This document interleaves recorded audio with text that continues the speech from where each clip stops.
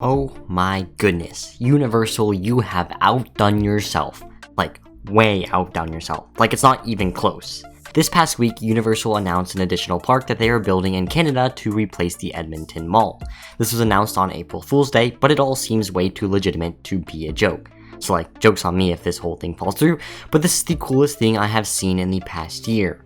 On top of that, we know that Universal is announcing building a third park in Orlando, building a year-round horror complex in Las Vegas, and have announced a park in Texas. In today's video, we will be covering all these planned projects, giving my thoughts on them, and discussing why Universal has just ran away with the gold medal and Disney is no longer remotely close. Now to start off, let's just talk about Universal in general. I grew up a Disney kid. Disneyland is still my #1 park, but after a visit to the Universal Orlando Resort and a very good visit to Universal Studios Hollywood, I can safely say that the lead has been cut very, very close.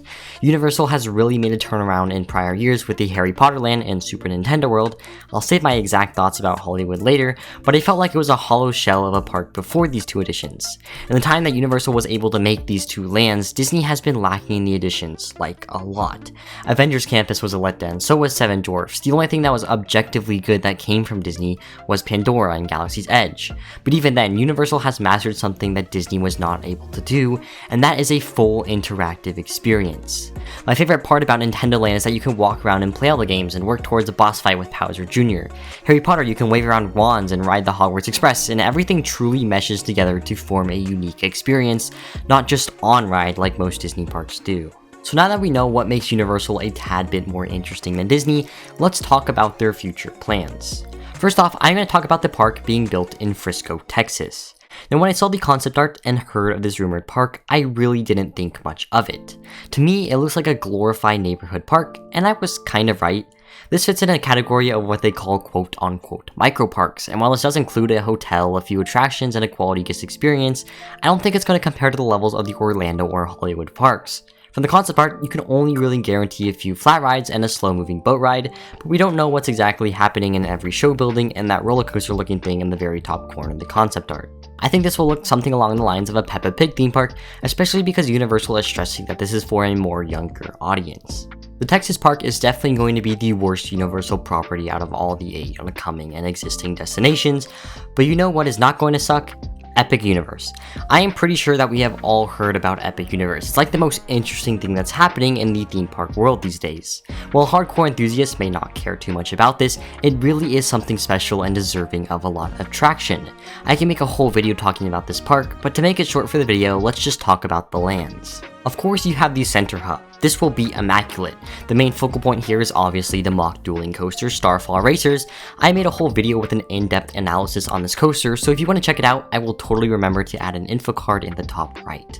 I truly believe this coaster has what it takes to be the best in the world, only the launch has kick in it, and the layout is taken with some speed. The central hub will also have a cool hotel leaning over it, and hopefully a state-of-the-art carousel whose patent just got released as of today, as of writing the script. Epic Universe will also be home to another Super Nintendo World, this one having the luxury of space, so it will just be a better version of the one at Hollywood with the same classic Mario Kart ride. Of course, this land will also receive the Donkey Kong roller coaster, the same concept that is being added to Japan, and this will be an amazing family coaster if executed correctly. How to Train Your Dragons is another land that is being added that is super cool. The standout attraction will be a launching roller coaster, think of something like Hagrid's Magical Creature Motorbike Adventure, and the Monsters Land will have a cool spinning coaster, and the Wizarding World will be modeled off of Fantastic Beasts and Where to Find Them, and feature some sort of state-of-the-art dark ride. So that is Epic Universe summarized in the smallest paragraph of text possible. This is going to be an amazing park and has the potential to be better than Islands of Adventure. This might be the push that puts the Universal Orlando Resort over the Disney World Resort for most people. And while we are on this topic, I have to say, Disney just announced today, as of writing the script, that they are pouring in $17 billion worth of investment into the Orlando Resort in the next 10 years. This probably is a direct result of Universal's big money moves.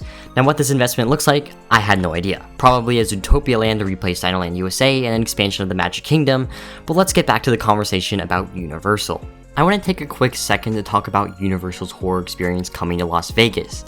Now, we all know how popular Universal Hollywood Horror Nights is. It's probably the best Halloween event in the world, apart from maybe Scary Farm and some international events I don't know about, but just know it's really, really good.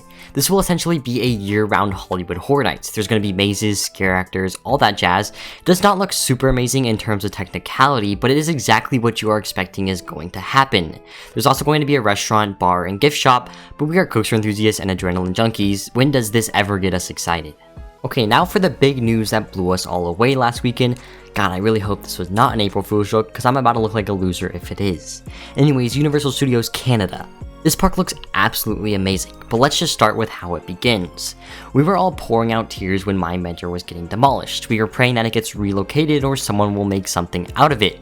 That absolutely did not happen. By the way, I'm pretty sure this coaster just got scrapped. But through all the darkness, there's a light at the end of the tunnel, and that is Universal Studios. Universal announced just last Saturday on April Fool's Day that they are building a fully fledged theme park in Alberta, Canada.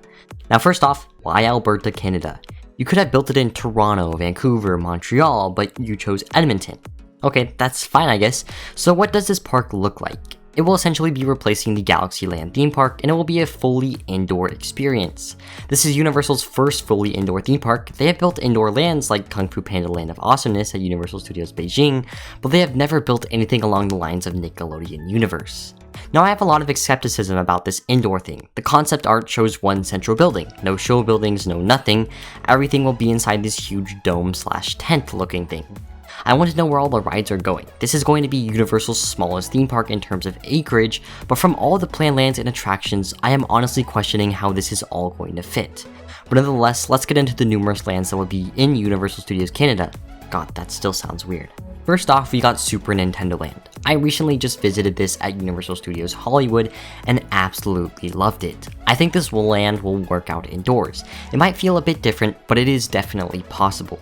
Of course, the power bands are guaranteed going to be there, and the Mario Kart attraction, but other possible attractions that could be there would be the Yoshi People Mover or the Donkey Kong roller coaster, but I don't think they have space for Donkey Kong. This land will guarantee to be cool whether it is a clone of one built or not. Hopefully it will work as well just indoors as it does outdoors. The next land is another that already exists in Orlando, and that is the Wizarding World of Harry Potter, or more specifically Diagon Alley. I'm pretty sure this will be an exact clone. I mean, it's more guaranteed it will be exact clone. Universal modeled Diagon Alley in Orlando off of the books, so this one better be the same as well. Now I'm really curious how they are going to include the Escape from Gringotts ride, especially because that takes up a good amount of space, and my biggest question is, will it have the elaborate queue like it does in Orlando? The next land is another one that we kind of talked about in the video, and that is the Dark Universe Zone. This area will be a year-round Hollywood Horror Nights experience. I am sure it will have the same quality as the one in Las Vegas, but this now brings me to the question. If this land is here, will the park never receive a true Halloween event? And since this is here permanently, what does the operating hours look like, especially because scare actors are pretty difficult to hire, especially for year-long activities? Nevertheless, I think this will be a solid land. Another land that is opening here is Jurassic World.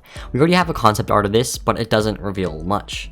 There's going to be a Camp Jurassic, which is a given due to its cheap cost and popularity with children, but there looks to be some inverted ride. This will be a motion-based ride, whatever that means, that is themed to dinosaurs in Costa Rica. That sounds so random, but it is canon, I swear. Another interesting thing being added is Kung Fu Panda's Land of Awesomeness. This is an indoor land that already exists in Universal Studios Beijing, and I have to say it is really, really cool. There's going to be a boat ride, and it will probably look something along the lines of Ride of Awesomeness, which does use screens very well for a boat ride, while the standout attraction is a steel indoor roller coaster, which we have no idea what it's going to look like. The last and final land is something new that we have never seen before, and that is Gotta Catch 'Em All in the Pokemon world. God, that is a dog's name.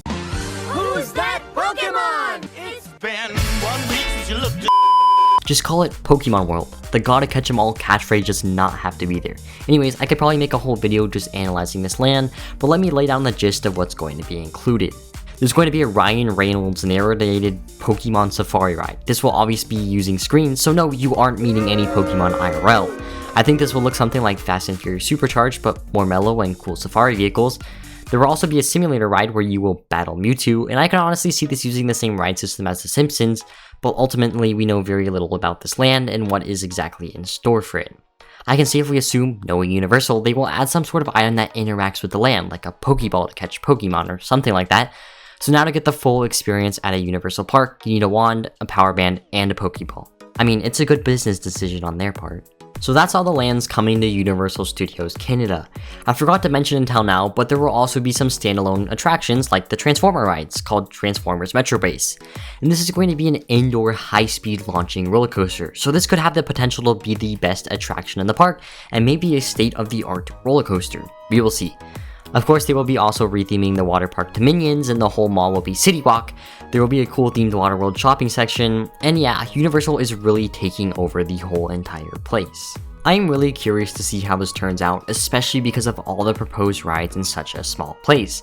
Again, this is Universal's smallest park to date. I'm also worried about expansion plans because of the constriction of the dome, but I'm sure Universal will find a way around that. So that is all 4 of Universal's upcoming projects in a nutshell. Is that enough evidence to make them better than Disney? If it's not that, I had no idea what I need to say to convince you. Let me know which park you think is going to be the best. That's all for today's video, guys. As always, make sure to like and subscribe. I'll see you in the next one. Have a great rest of your day. Goodbye.